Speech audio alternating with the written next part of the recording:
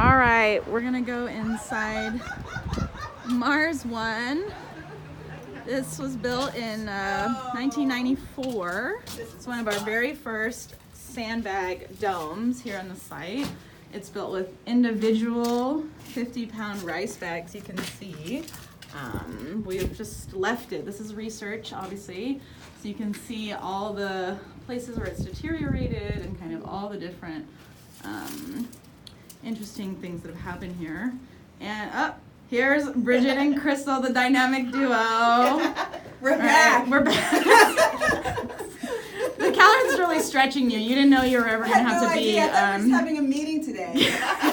Sorry, I lured you here under false pretense. The thing about working here is that what I think I'm doing that day is never what I'm doing that day. Yeah.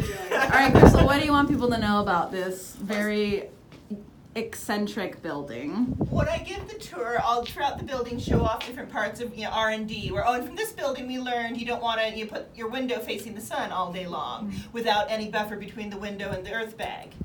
When I get them to this building towards the end of the tour, I'll say, now this building has more mistakes per square inch than any other building I can show them.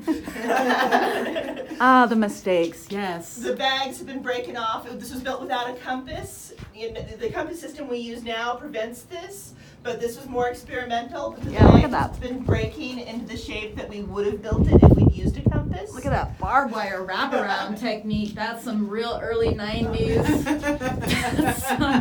Let's just wrap it around. I wasn't here at the time, but I'm told all the lower bags were carefully hand sewn shut. Oh yeah, that's architecture right. students. That's right. Before we learned we could just pull them under a whole lot faster. Yeah. I was probably like, let's see, 8 or 9 years old when they were building this. Yes. Which I'm sure you've heard that little nook over there apps, my favorite, was made to fit me, I guess, and my friends. And there's actually, I'll have to see if I can find it. There's a photo of us, like on a field trip, maybe. Oh, you have and to we're find eating it. lunch in that little nook. There's like 4 or 5 of us, and we're sitting in there eating lunch. You have to find the picture. Yeah, I'll see if I can find Post it. Anyway, but this is just another one of the really interesting kind of research, early designs.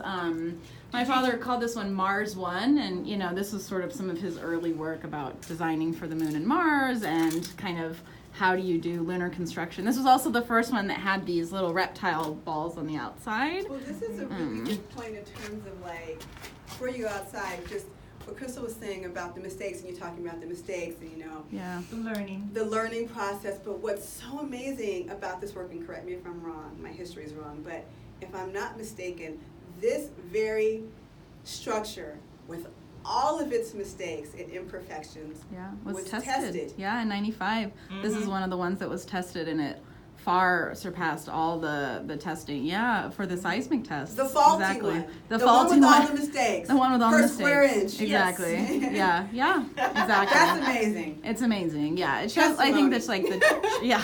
No, when we absolutely. do the field trips, we have the kids build the brick arches. And the kids who get it right the first try, if they come back a year later, they don't know how to build a brick arch. Yeah. But the ones who make a few mistakes, get it wrong, have to rebuild their arch, those kids know how to build an arch for the rest of their lives.